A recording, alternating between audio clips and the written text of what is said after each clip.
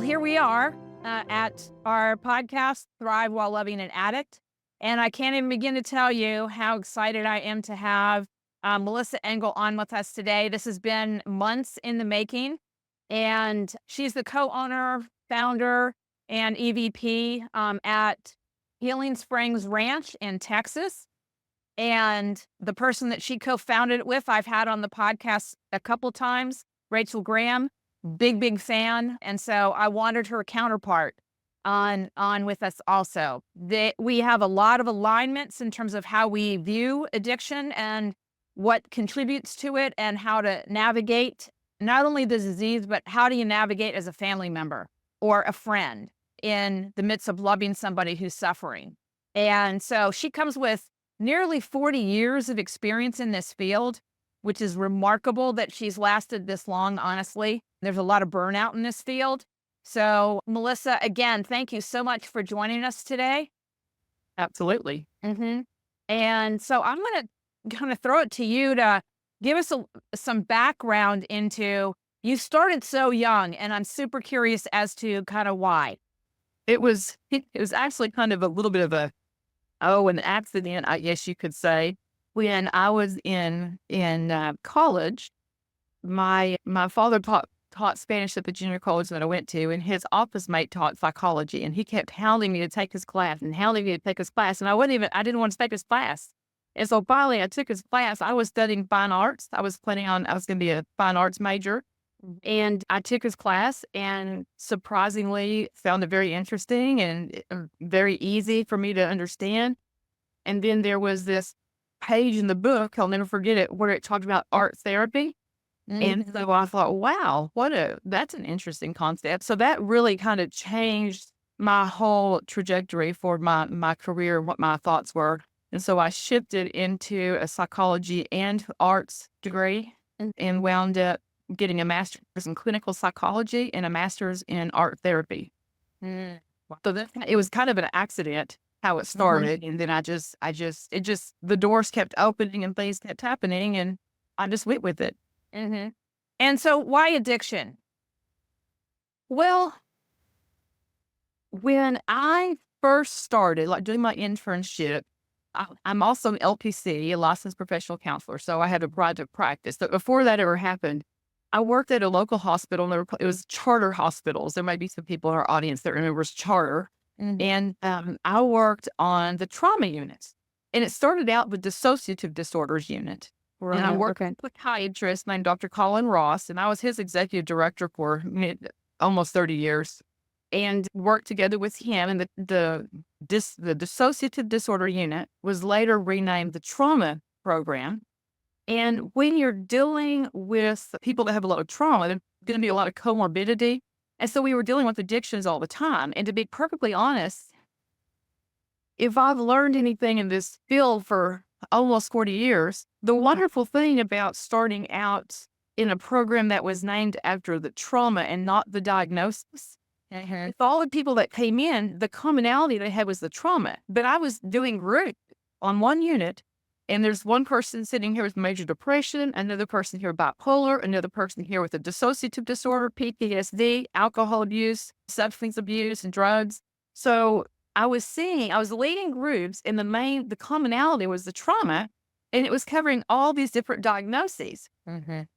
And so I got very comfortable with treating all kinds of addictive patterns. And then over time, I started noticing if we want to oversimplify this, which sometimes I'm in favor of that because I think sometimes it makes things too complicated. If we focus on the differences and we focus on the diagnoses, well, there's a lot of different behaviors here. But if we look at the facts that everybody is stuck in these self-defeating patterns, these addictions, because they're doing the best they can to manage unbearable emotional pain. Right.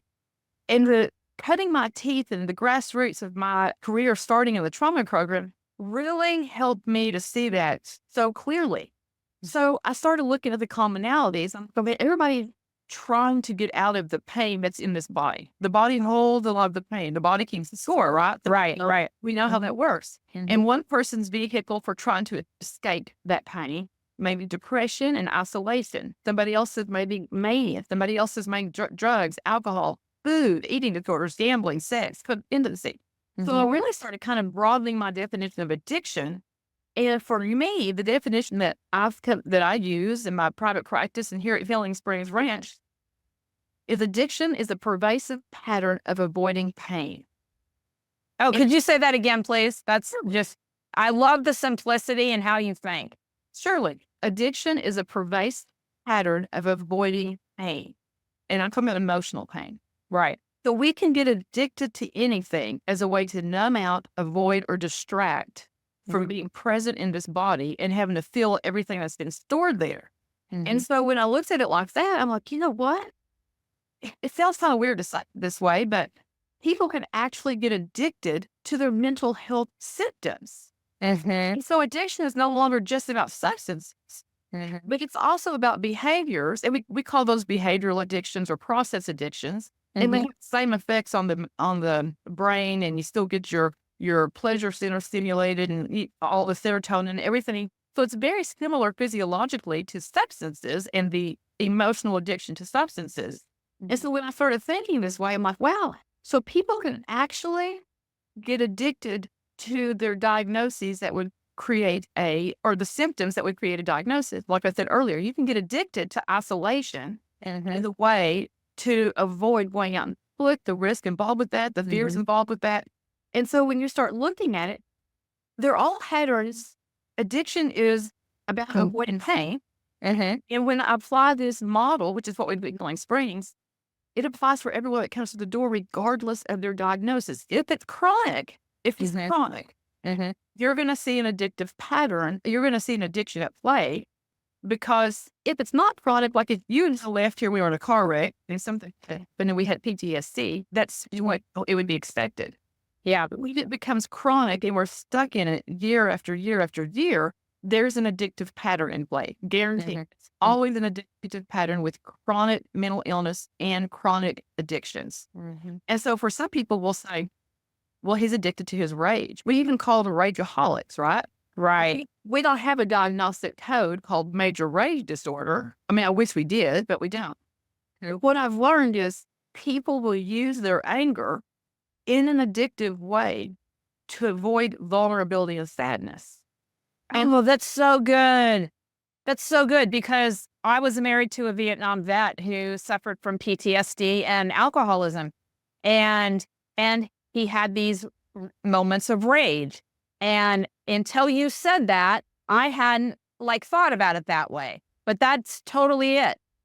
And the feeling that they're avoiding, since addiction is the pervasive pattern of avoiding feelings. Yeah, The feeling that the rageaholic avoiding is that vulnerability and sadness. absolutely. And sometimes you can see it happen right in front of you. Like I'll be talking to someone, they'll start to get in touch with their pain, and then it just kind of morphs into this anger and their rage onto something else. So I say rageaholics are addicted to their anger as a way to avoid their sadness and pain. And the flip is true too. And this is a harder concept for people to grasp without a little explanation. But for people who are stuck in chronic depression, most folks, 99% of the time, are terrified of anger or conflict or anything that feels uncomfortable. So they'll use their depression as a way to avoid their anger. So rage avoids vulnerability and sadness, and depression avoids anger. And when you see long-lasting patterns emotionally, when you see patterns like this, and usually a diagnosis attached to it, you have to start looking at what is the feeling they're avoiding by overly using another emotion as a way to avoid another feeling. So I see that over and over and over again. Yeah. And so then I'm familiar in talking to Rachel about ARC. Is that how you unlock the key to get to what the root cause, the real pain is for people? How do you unlock them? Well, usually by the time people come to us at Healing Springs, they're going to have substances or processes. We do a lot of assessment. We do the Beck Depression Inventory, we do the Beck Anxiety, and we do what's called ACEs, which is Adverse Childhood Experiences Scale. Yeah. So we start asking questions about things that were painful, adversive, or traumatic. Mhm. And so we talk to the clients about there's going to be several kind of little steps in this process. One is we want to identify painful things that you have pushed down. Because chronic suppression is Mhm. the root of all evil, really. The chronic suppression of emotion, if it gets stored in our bodies, Mm. is the root that all of these addictive patterns grow out of to try to avoid. So we start looking at past traumas, and then we start helping them to be able to process that pain in a grounded way and to be able to connect with that pain and talk about that and release that. A lot of times just acknowledging that it was Right. hurtful because we Right. get so good about just like pushing stuff away. Mhm. People are like, well, that didn't bother me. But then when you start talking about it, the tears start flowing. Like, yeah, I guess it was more painful than I thought when my parents divorced when I was 8 years old and I never saw my dad again. So a lot of times we grow up and we think Mhm. all the things that happened when we were kids Mhm. did not impact us or affect us, but really just got suppressed and pushed into our bodies. Mhm. So we help identify kind of some historical, traumatic or adverse experiences. Mhm. Then we have a lot of modalities where Mhm. we actually help people be able to release that from their bodies. Mhm. Because a lot of people could have gone to therapy and they're all up in their head and they can process Right. about it. It's almost like they're reading it off of a script, but then Yeah. with emotionally. Yeah. And they're saying, well, I've been in therapy for years. Why can't I control my drink? Uh-huh. And so I will explain to them, well, your head has been in therapy. You're logically understanding this, Mhm. but emotionally you stored that pain inside. Mhm. And quite often we'll do like inner child work and we'll kind of help them see it from a place of their childhood. And sometimes a little PTSD is kind of stuck. Those little pockets of emotions that they've pushed down are Mhm. kind of experienced back how it was when they were a child. And that's why Mhm. you'll see a lot of regressive behaviors from Mhm. people. And that's why a lot of times people will say, well, if you start drinking at 12, you're emotionally, developmentally stunted at age 12 because you kind of have a little PTSD response. You cap that off, you hold it down, and then alcohol is covering up the pain all these years. And you're stuck at that age Mhm. where you started drinking a lot of times as your way to cope. Right. We have a lot of modalities to help get those emotions up and going, connecting people to their body Mhm.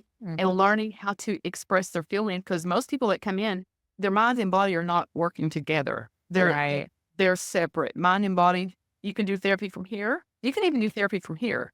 Mhm. But until you get these two to come back together, the Mhm. chronic suppression of pain causes your mind and body to split apart. So there's Mhm. not a natural feedback loop anymore. So we help Right. people how to connect with their body, connect with those feelings, and then express it in a healthy way. Yeah. And so I'm totally tracking with you. And so, but what I'm also thinking is now, how do you loop the family in a way that they understand what's really going on here? Because most family members are like, he's drinking too much, he needs to stop. He's using drugs, he needs to stop, or she. Why are they lying to me? Why are they stealing money from me? Why are they doing criminal things to do all the things? And so they get stuck on the exterior behavior Yes. and But yeah. part of us getting stuck on the exterior behavior is how it's been set up in the field.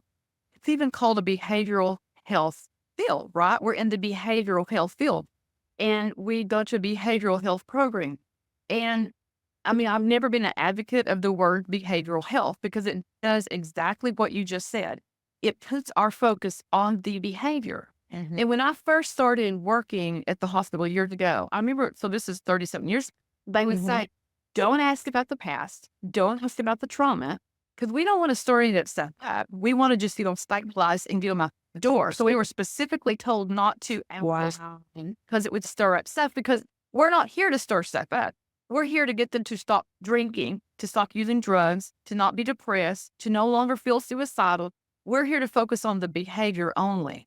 Wow. Well, calling this field behavioral health has got a ripple effect where we stay so focused on the behavior, we miss the forest for the trees, right? Mhm. And this is where stigma comes into the picture because we can kind of thumb our nose and say, well, I would never stick a dirty needle in my arm, or I would never do that, or I would never act out sexually, or I would never get addicted to pornography. We can judge the behaviors. Right. But the minute we say, okay, hang on, let's look at the function underlying the behavior instead of Mhm. the behavior just being a dumb behavior. If we Mhm. looked at how does that addiction serve that person? Mhm. How does it help them? And so at Healing Springs, we kind of use a functional model, kind of like in the medical field, where we can treat the symptoms, or we Mhm. could go down deeper and look at the underlying function. Mhm. And so that's what we do therapeutically. Is I wish we could call this an emotional model, not a Mhm. behavioral model, because then we get it to where it really is. And the biggest thing that will help families is explaining to families your loved one, just with my definition, addiction is a pervasive pattern of avoiding feelings and then pattern of avoiding emotional pain. If you can start to talk about the pain that person is in, Mhm. then people can say, oh man, I can relate to feelings of betrayal. Oh, I can relate to grief. Oh my goodness, I know what it feels like to be helpless or terrified or hopeless. When we start focusing on the feeling that Mhm. really is the root of all addiction, Mhm. then we're all on the same page. And so we Right. can judge someone and say, well, I would never use dirty needles off the street. But when you say, here's what her life story looks like, here's what Mhm. she's been through, here's Mhm. the pain she's still in, here's what Mhm. she struggles with, then humans can relate and can Mhm. connect and can understand and have empathy. Mhm. So, one of the biggest things for family is to redefine addiction, to help Mm. them understand that there's more than just the behavior. The behavior is just the symptoms of a deeper problem. And we want them to understand the deeper problem. And oh my gosh, I've worked with thousands of families over these years. Mm. And just kind of doing an educational piece like what you're doing now Right. and thinking that you're really about educating the families because education is key Mhm. and understanding. Mhm. And if we can get it back to the feelings and people can relate to that, and mamas and daddies, even though we're mad at them, even though it's like they lied at us, they steal from us, even though all that's there, and you have every right to be upset. And we got to look at how do you support parents and family members because it's like vicarious PTSD. Mhm. Watching someone you love circle the drain, not knowing if they're going to be alive the next morning or not, is Yeah. traumatic for families. Yes. So they have Yes. secondary PTSD themselves. Mhm. Mhm. So if Oh, that's really, really good. I hadn't thought about it that way before. I mean, for me personally, I arrived at a place where I could separate Sam from his addiction.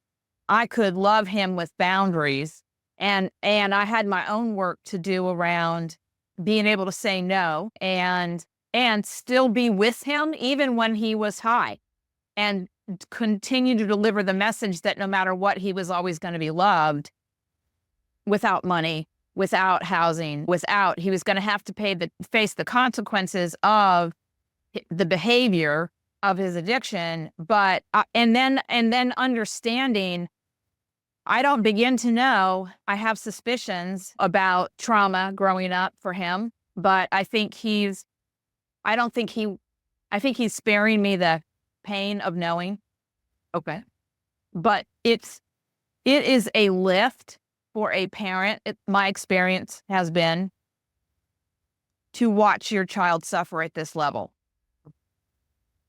It's a higher order of magnitude to be able to hold the space for that level of suffering for yourself to witness it, but also hold the space for your kids.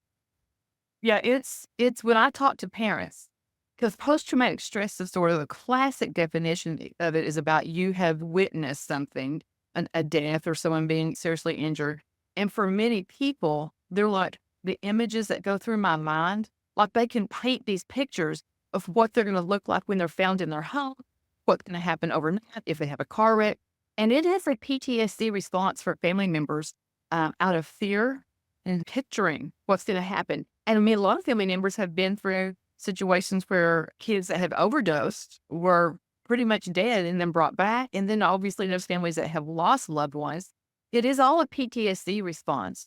Right. And I think in building the bridge of understanding about the underlying pain takes away the judgment and the anger about the behavior. And it helps us to not take it so personal because Right. we have more understanding. This is true. It's that like when we're working, because I mean, sometimes it's difficult when you're with a client who's you're working harder than they are, right? And they can Yeah. and it can get difficult. And you're like, oh my goodness, by just trying to push my last nerve or what? So you could understand this person is presenting to you with all the emotional resources they have available to them, and if Mhm. you'd been through what they've been through, Mhm. you could very easily be just like them. Mhm. So it's a way to manage what called countertransference in the therapy Mhm. world instead of getting angry at your clients because you're just like, why can't you just stop this? Why can't you just do what I say? It's a way for therapists to recognize, okay, this is their emotional level of responding from because of the pain they've been. They're a little emotionally stunted. Yeah. So it really gives you perspective and a way to connect without feeling so overwhelmed, being able to separate yourself and not taking things personally, like you said you had to learn to do, which is Yeah. really hard. Yes. Yeah. And and it helps you to see the gift of your loved one, even in their addiction. So at Healing Springs, one of the things I do in an art therapy assignment that I think is very powerful is a lot of times when people think of the addict self, if I were to ask the clients, I'll say, when you think of your addict self, what words come to mind? And they themselves will say, I hate that part of myself. They're liars, they're manipulators, they're thieves, they get me in trouble. My family hates life. That part needs to go away. And I say, well, when we hate a part of ourselves, our self worth is never going to grow. Our self esteem is never going to get bigger. We cannot hate a part of self. And they're like, well, you don't get it. They're killing me. I said, no, I do get it. But I want us to look at when you think about your addict self, let's look at some of the positive things of that part of self. Mhm. And they're like, what are you talking about? It's all that. I'm like, well, they're very tenacious, Mhm. laser focused, highly motivated, won't stop till they get what they want, and they're trying to help you numb your pain.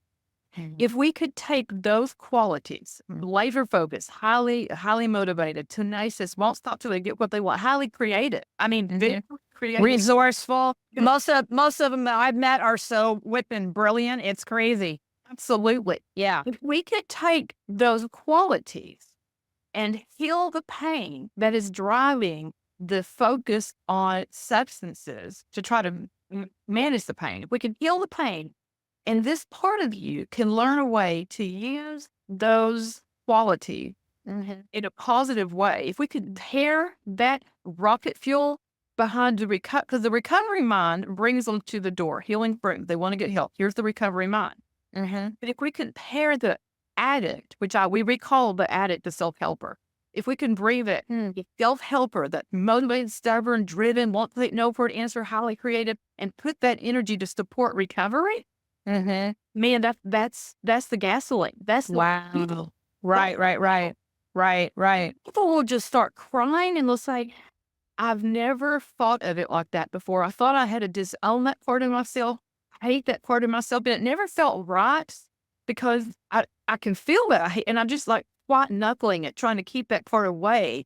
But you're helping me learn that I can change that part of myself and there's goodness and the tears and the hope that that gives people to Mhm. reframe that part of self and to pluck Mhm. out all the positives is truly, truly. Transformative. Yes, ma'am. Yes, ma'am. Absolutely. Yeah, I can feel it. There's a program that I work with called Positive Intelligence, and very much it's brain science. We're stuck in our brainstem, fight, flight, or freeze, moving up to the neocortex where the sage resides. And that sage can always access the gifts and opportunities and lessons embedded in no matter what happens. And so we're speaking a little different language, but it feels the same to It me. is. It is. And it Mhm. takes a very creative mind, which the addict self has, Mhm. creativity to find meaning, the madness, purpose out of pain, right? To be Mhm. able to Mhm. shift that to find that. Yeah, that's creativity. And so Mhm. you be able to tap into that and start. And this is a real good place to start. And it helps families to recognize this is not your loved one. This Mhm. is their pain. Mhm. Gabor Mate will say, don't ask why the addiction, ask why the pain. Don't just focus Right. on it, but look at the pain that's causing it. So number one, when you're saying, how do we help families? Well, we reframe addiction. Mhm. We help people find the strengths in that part of themselves. We help them learn new ways of managing their pain as opposed to just medicating their pain. So there's these are skills that have to be practiced. And we don't teach this in schools. And if our parents don't have the healthiest way of managing their feeling, Mhm. We teach our kids. And that's not Right. blaming anybody. We do the Yeah. best we can with all of us, or the best we can with what we've got. But Yeah. many dads, well, mamas too, but I've had this conversation a lot with dads where we talk about your kiddo, more than likely, the patterns I have seen in people who struggle with chronic mental illness and chronic addictions is number one, they're a highly sensitive person, HSP. Yeah. And so I talk about, and HSP means you feel things more deeply, more Mm. intensely, and it's harder to get over things. And Mhm. we, oh my gosh, that was my kid. That was my son. And he said, but I taught him to shove it all down. I told him men don't cry. I told him that he needs to not be such a baby. He needs to not be so emotional. He said, I think I really did a disservice to my son because you know what? The way you're describing him, he was a highly sensitive kid. And I did for him what my dad did for me, Mhm. which is teach me men don't cry. Hold Mhm. those feelings in. You don't, you, that's not a strong man. And Mhm. he's like, I'm really screwed up. And I've had dads be so upset. I'm like, listen, dad, this isn't about blaming. It's about learning. And the best gift you could give to your son would be to say, oh my gosh, son, I'm learning something at Healing Springs. I went to their family intensive and I'm learning that the way my dad taught me Mhm. is what I taught you. And I can see how this is just being passed down and I want to stop it. And you and I are going to learn together how to identify our feelings instead of just automatically shutting them down and thinking they don't bother us and going into denial. Because, and Mhm. dads will say, that's probably why I have trouble with my, or I have ulcers. And here's my son. He's in a rehab facility. He said, but I really think I contribute. I said, that's okay. We Mhm. don't know what we don't know. You have an opportunity to help him break that cycle and you can take the lead. Because what a Mhm. wonderful example for your son to have, dad owning this and Mhm. saying, we need to change this together. Right. Right. Oh, that's so good. So here's a a thought that jumped into my head. Well, 2 thoughts actually. How does the family or friends navigate when they've been through 12 rehabs? I mean, that was my experience. I know the average is 5 to 6, but we just kept revisiting rehab. And there's a notion on the front end, "Oh, he's in rehab. Okay, we're good. We're gonna be good." And then, whoops, relapse. And then second one, "Oh, okay, we're gonna be good." And then relapse. And it becomes this continual thing. Now, I think for me personally, I kept growing in understanding through the whole process. But a lot of people, like after you get past 5 or 6, it's like, I can't take this anymore. Yes. Well, you actually just used the perfect word to help with this. The word was process. Hmm. It is a process. It's not just the one and done typically. That's very rare that that happens. It is a process. And to be perfectly honest, our behavioral health field has contributed a lot to the failures because we focus on on the behavior for all those years. And when you think about it, I mean, I was dealing with trauma before the words trauma informed care even exist. Like it wasn't even a term. And we were treating trauma. So to be perfectly honest, our field has really only in the last 20 years started looking at the underlying reasons that create these symptoms that creates a diagnosis. It was all about treating behavior. So of course it doesn't work. Because if you don't get to the root of the behavior, Hmm. you can top a weed off. But if you don't pull the roots out, it's just going to pop up somewhere else. So I can get someone to stop doing this.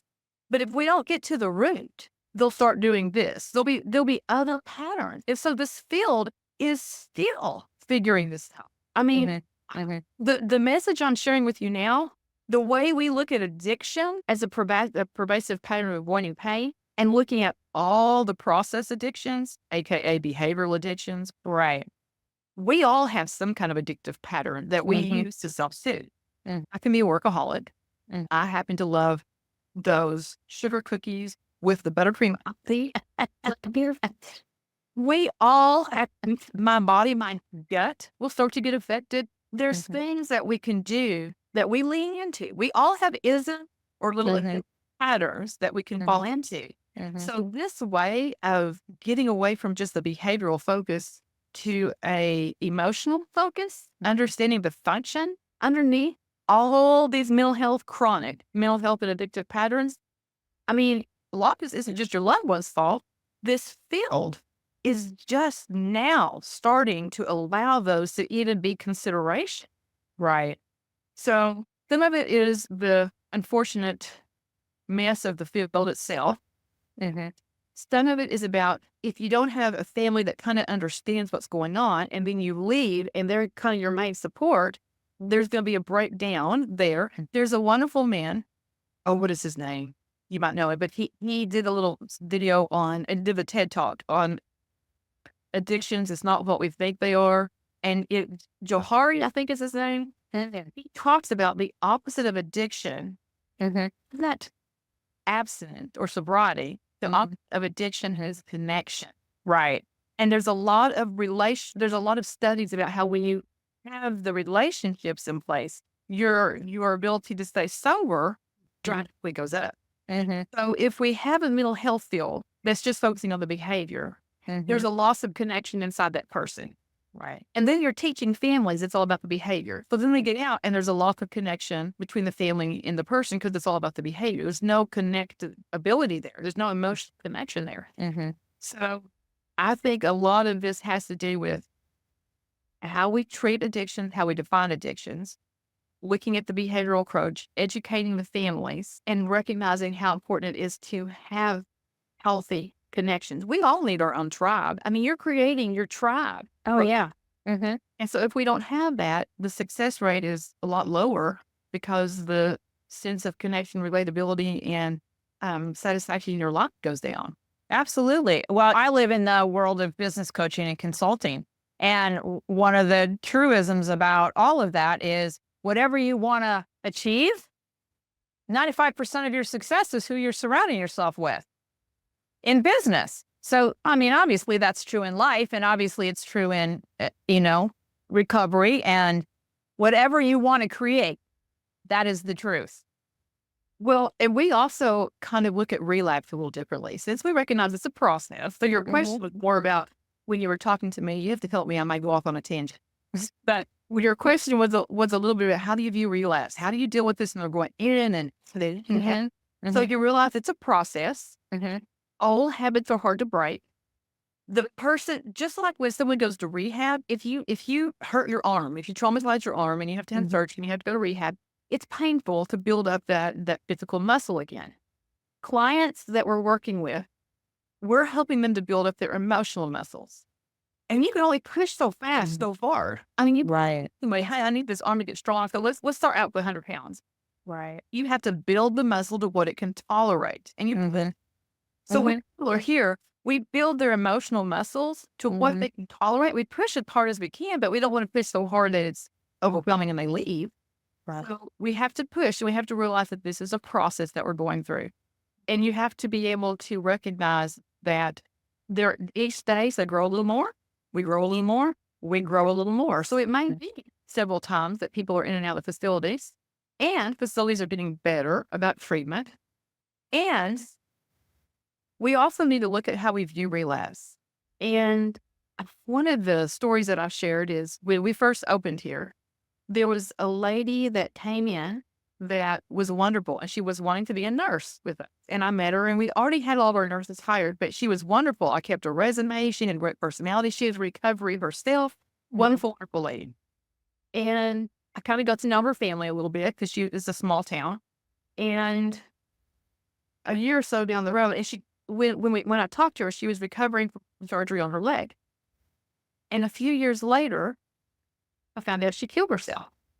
And everybody was just so shocked. Yeah. And what had happened was she was a big advocate in the recovery world. And through her surgery, she got put on pain pills. And she found herself in that addictive cycle again. Yeah. And she had so much shame that it made more sense to her, your own life, than to have to deal with that shame. And I remember we were all just flabbergasted and the whole team was so hurt. And I remember thinking, what the devil are we doing wrong? Yeah. What are we doing that people think it makes more sense? It's easier to take their life than to have to deal with the shame. And so I'm like, okay, we got to do something different. Mhm. We look at relapse. My goal, would it be nice if people left Healing Springs and alcohol never touched their lips again? That'd be great. But I also understand it's a process. And I also understand sometimes we have to learn in this Mm. life. Mhm. And I had one young man that called me, and he was early on, and he'd been with us 90 days. And he called me like about a year later. And he said, I'm so embarrassed. I've been avoiding this call for so long. I'm like, hey, what's going on? What's going on? And he said, well, I felt so good when I left Healing Springs. Mhm. He said, I thought I can drink. I'm dealing with my trauma. I can drink now. And he says, so I tried it. Mm. And he said, it just continued to get out of control. And he said, I'm so ashamed of myself. I'm so embarrassed. I'm even calling you. And I said, no, hang on. When did it happen? And he said, 4 months ago. And I said, okay, I remember you very well. And I remember when you got to us, you had been in a place of relapse for 4 years. Mm. You're calling us after 4 months. Mhm. I'm so proud of you. Mhm. This is wonderful. This is tremendous progress. So for me, the progress is from the time that someone slips up or lapses or relapses to when they get back on the recovery wagon, Mhm. want that window to get smaller and smaller and shorter and shorter. And if we shame the heck out of people, Yeah. split or make a mistake, Right. the window's going to get bigger and bigger and bigger because the shame is going to prevent them from getting back up, getting back in the saddle, Yeah. and getting the resources back around them. Yeah. So our goal is to help that window get smaller and smaller and smaller. Then you have some people that will leave and they'll say, "Oh my gosh, Melissa, I went to a wedding. I thought I can have just one drink. Well, my gosh, it went to hell in a handbasket. I lost control very quickly. And they'll say, you know what? I got back with my soldier. I haven't touched the stuff since. That doesn't mean that person is a treatment failure. Mhm. They began. Mhm. I think that's a treatment. Mhm. Mhm. Mhm. The way we define Mhm. relapse, I Right. think, is causing a lot of the problems and Mhm. make the shame so big that people would rather end their lives over it. Right. Right. Well, I mean, I'm a big Brene Brown fan, You and just the differentiation and understand that shame, what shame is saying that I'm a bad person. And I was like, wow, okay, I hadn't thought about it that way. Like we beat ourselves up for being terrible people because and it is right. It is so pervasive on the family and friends side. I have a hard time getting family members and friends to talk on the show because they're ashamed. Oh, they're stuck in the stigma of it all or the judgment of it all. And or their loved one has been in recovery for a while and they don't want to revisit the pain of it. And I was like, wow. Wow, that was somewhat revelatory to me because I've been working with my pain around this. And so when you said the journey and the process of recovery, I'm thinking it's the same over here on this side of the equation. Yeah. This has been a journey of process and recovery for me too, and for other parents that step into really doing our work with a family program or some sort of program that we can reprogram ourselves to understand our own journey in this, and then much less understand the journey of the people that we love that are dealing with substance use disorder. So it's on both sides of the aisle. You bet. And we actually, I teach the clients, we have a different word for, we have a different definition for recovery. Mm-hmm. Recovery typically means living a new life, recovering from substances, not having the substances in your life anymore. Mm-hmm. But since we focus on feelings and not the Mhm. substances or the behaviors, for us, Mhm. recovery simply means how quickly do you recover Mhm. from a painful experience? Yes. You get back up. So we're all in recovery. And Right. my children, Right. how do you recover when the world gets hard? How do you recover from a painful situation? How do you recover from sadness, grief, hurt, loss? Mhm. So with that definition, everybody's in constant recovery. Mhm. And it's all about how quickly do we get back up, right? Mhm. So Mhm. think Mhm. about the model that we use here. I wish We could Mhm. actually call it more of a wellness, Yeah. because we're just helping people learn how to heal their pain, Right. learn healthier ways of coping.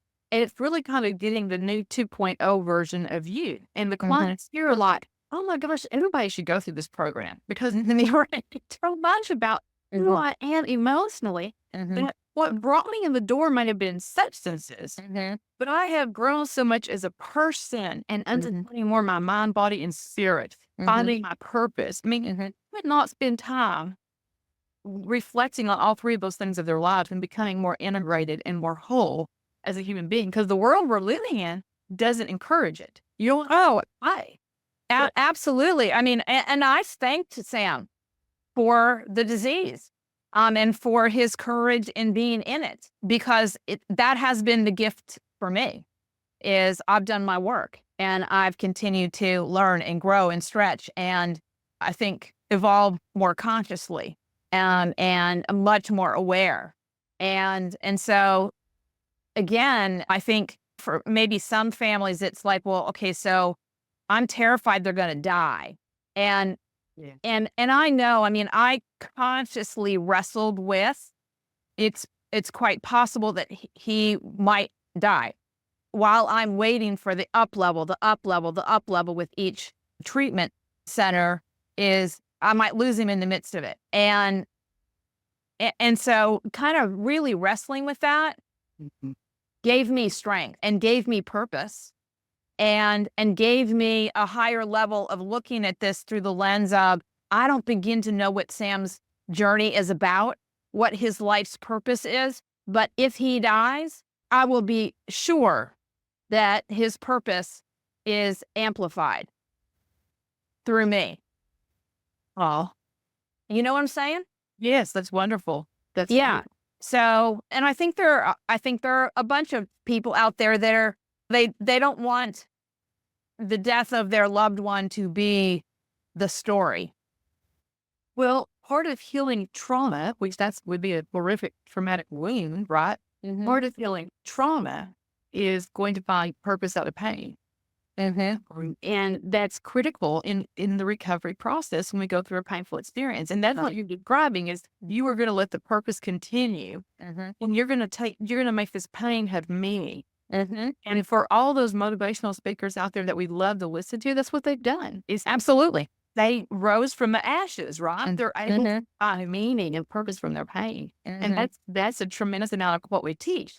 I had an executive one time and he came in and he was a big man. He made a lot of money. He was well known. He had a lot of employees. And I remember we started working his self-worth was all racked up in his portfolio.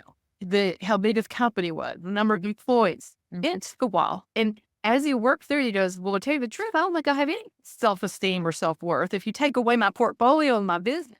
I said, well, that's the difference between being a human being and a human doing, right? Right.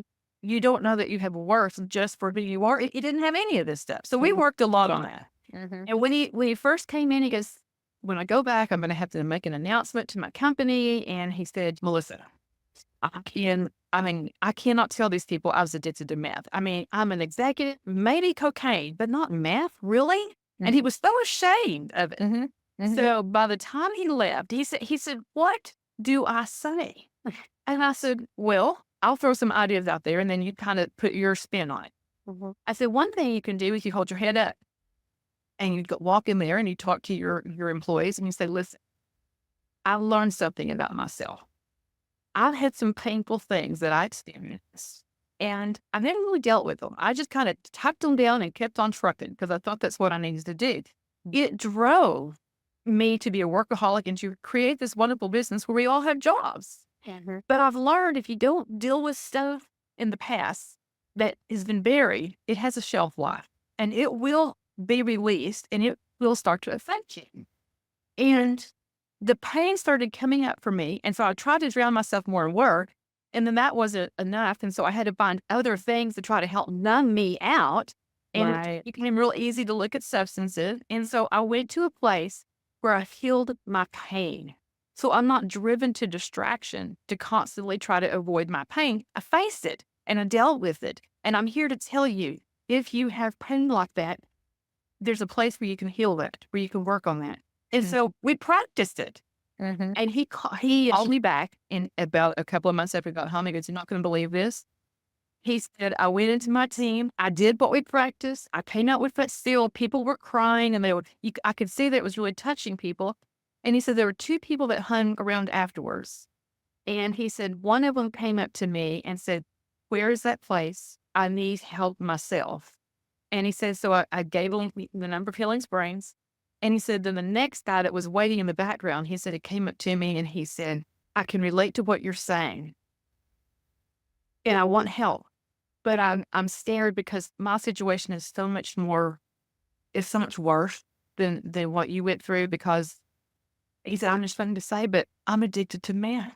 Mhm. And that guy said, he told me, he's like, "Oh, for the love of Pete." He said, "I just told him, listen, so was I." So Mhm. he said, in that moment, when he realized he could hold his head up, this is about healing pain. This Right. is shame. In healing pain and dealing with stuff, he said, then all of a sudden, I didn't have the fear of saying, "Hey, I was addicted to meth too." He said, "I Mhm. thought it was God's way of saying I needed to get over myself and the stare that I struggled with the same substance." Right. Right. Ah, that's I love it. good for him. I mean, the courage that that takes, because I live in the business world with a lot of successful people, and the courage that that takes is my hat's off to him. And I mean, I'd like to think that I'm growing more courageous executives also, You bet. because the truth of the matter is, and I mean, you know this, but I think the statistics are higher, but the stats right now say half of our employees that are walking into work every day are distracted by what's happening at home.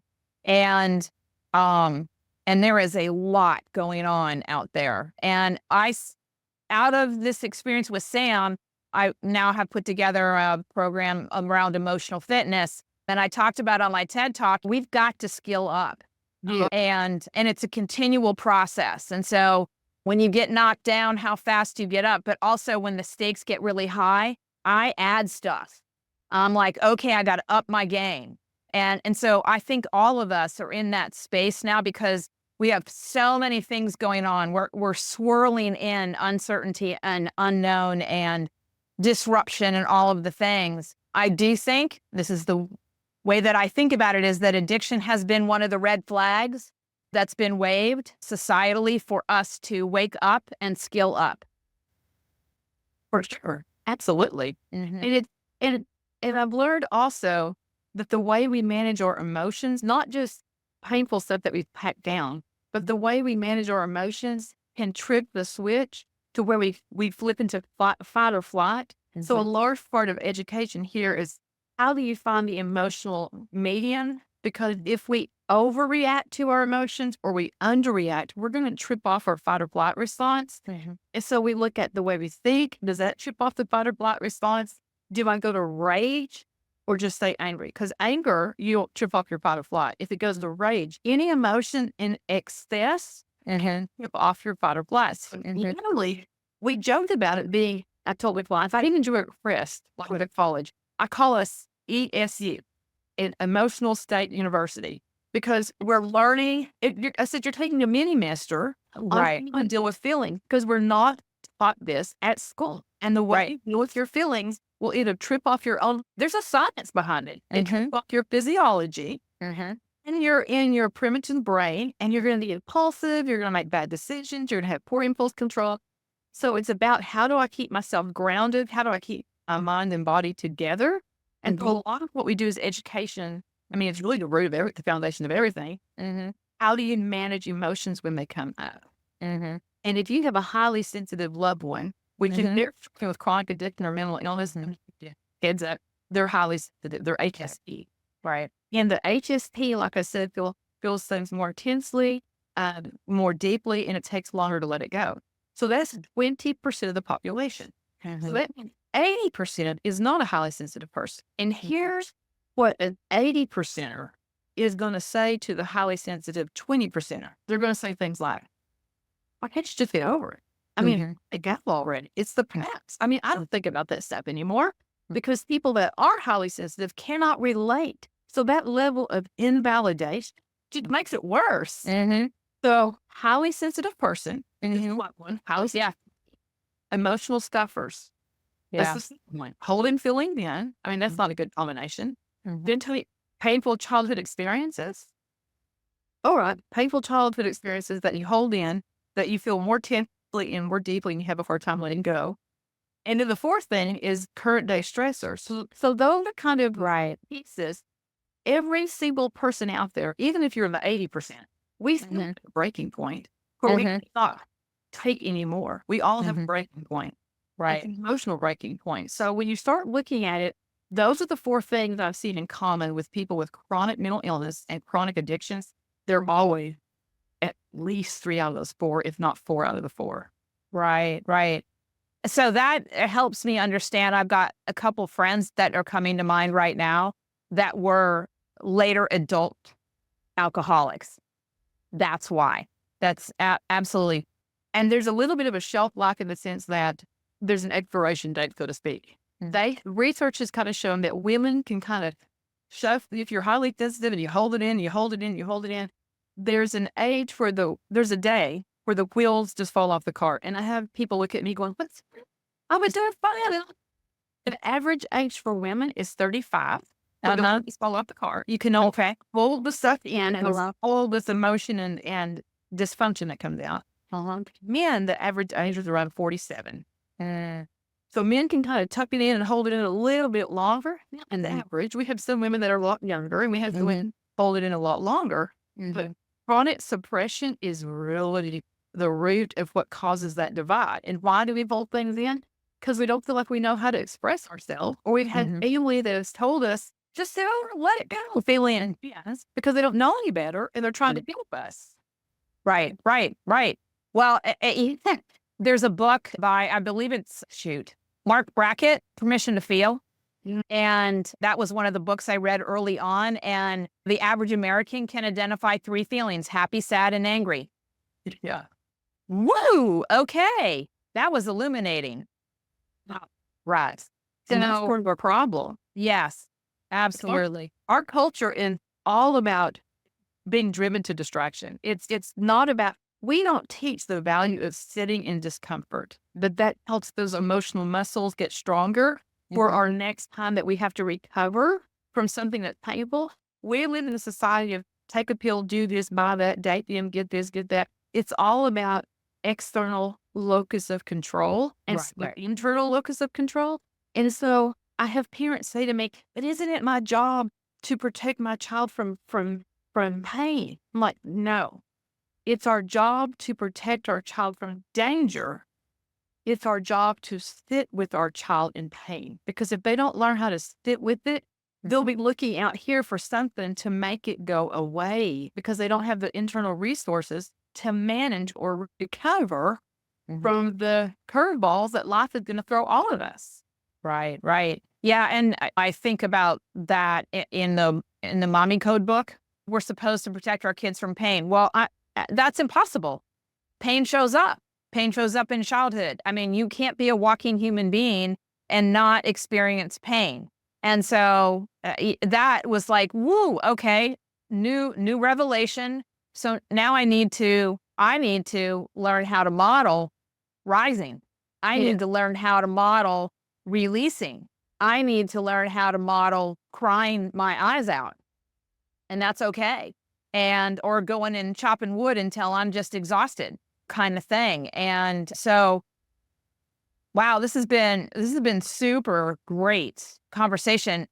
I mean, I'm going to ask you, would you be willing to come back to talk to us? Absolutely, of course. Okay. I'm with you. I'm about getting the message out there. So I'm right there with you. Absolutely. And obviously, I mean, we're coming up against the edge of our time, and we're also headed into the holidays, which is just like ripe with all the dysfunction that goes with the holiday season.